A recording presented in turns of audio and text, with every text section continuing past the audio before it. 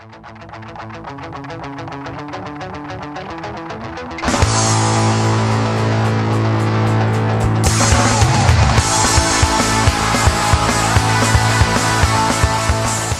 once again, YouTube, The Reprieve here.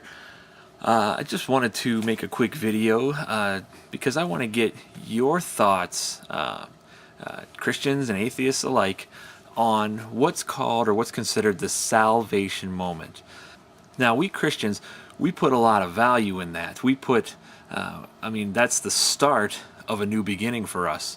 That's the moment when we go from being atheist or agnostic to being considered a Christian and born again and saved. So I want to discuss that today because when you talk to an atheist, and for those of you that have seen the video series between me and Thoughtful Atheist, he touched on it briefly and I touched on it briefly towards the end, but it really is more important than was made out to be in the videos. So I want to talk to you about that salvation moment just because I really believe it is important.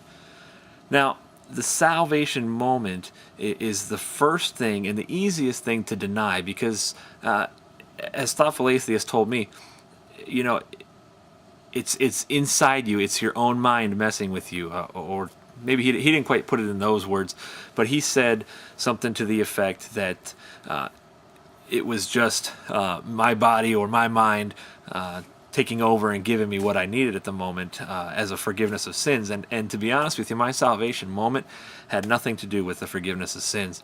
Mine had to do with saving the life of someone very, very close to me now.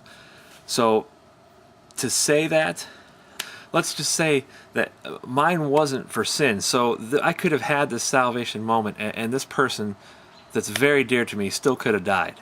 And they did not. And they did not only after God gave me my salvation moment. God gave me that saving moment. And in that moment, I just knew that that person wasn't going to die. Now, it could be a strange coincidence. It could be my mind messing with me. But, as an atheist might say, but it is far, far, far too powerful of an experience to be anything that they say it is.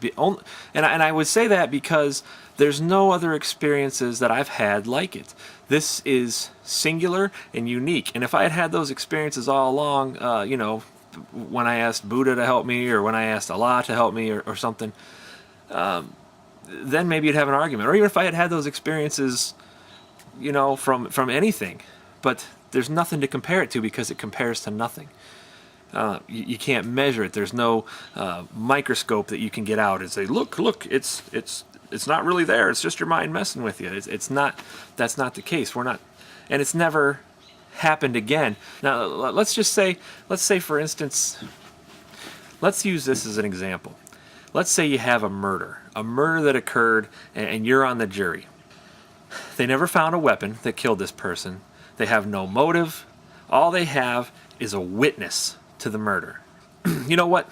Let's go one step further and say that you have 5 witnesses. Sorry, can I hold that high enough? You have 5 witnesses. Let's say you got 5 witnesses that saw this murder happen. They can tell you how it happened. All their stories are exactly the same. And the only thing that you have to show for it is that these 5 people said it happened. And you have a dead body. Now, I would, I know there's extenuating circumstances and you can rationalize it and you can throw out all these things at me. But the bottom line is those 5 people's testimony is going to carry all the weight in that court case. And I would argue that more often than not, that person's going to be found guilty because of the 5-to-1 ratio where the person says they didn't do it. You probably have to make your decision based on the character of the 5 witnesses, but I'm talking about 5 strong witnesses, strong character people that have no reason to lie about it. And I would compare that to Christianity because you got millions of people throughout history who have had that salvation moment that changed them, that went from, in my case, I didn't really know, I didn't really care if there was a God, to yes, there is absolutely, positively a God. He has revealed himself to me. He has shown me things and given me feelings that I've never felt before, all in one moment. Now you can say that's in my mind, and I would say you're out of your mind. So let me know your thoughts. Post a comment below. Post a video response. Let me know what you think about that salvation moment and why it's so easily vilified by an atheist or an agnostic, and why it's not accepted like a witness to anything else in this world.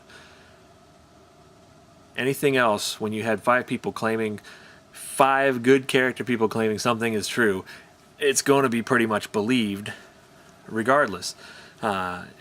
Christianity and the salvation moment is the one thing where it's easily stepped on and disregarded. So just let me know your thoughts. I don't want to start a holy war here. I don't want to start a fight. I want to understand people's feelings and thoughts, and my fellow Christians. And feel free to share your salvation moment. One of these days, I'd like to share mine, but it's not time yet. So thank you. God bless, and always remember that true peace begins with how we treat